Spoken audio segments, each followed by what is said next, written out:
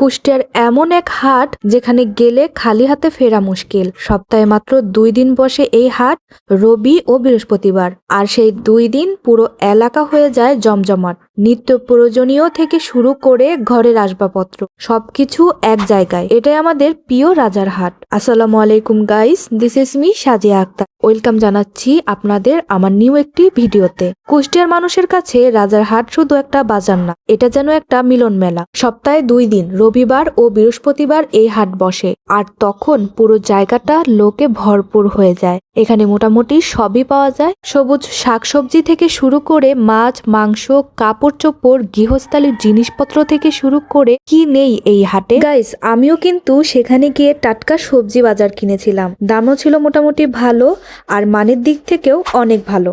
এই হাটে সবকিছু রয়েছে। যারা সপ্তাহের বাজার একদিনেই সেরে ফেলতে চান তাদের জন্য এই হাট একদম পারফেক্ট। আর এই হাটের আরেকটা বড় আকর্ষণ হলো কাঠের তৈরি বিভিন্ন আসবাবপত্র। রাস্তার 2 ধার ঘেঁষে সাজানো থাকে কাঠের সিঙ্গেল চৌকি, কাঠের দরজা, টুল, পড়ার টেবিল সহ আরো অনেক কিছু। গেলে চোখে পড়বেই।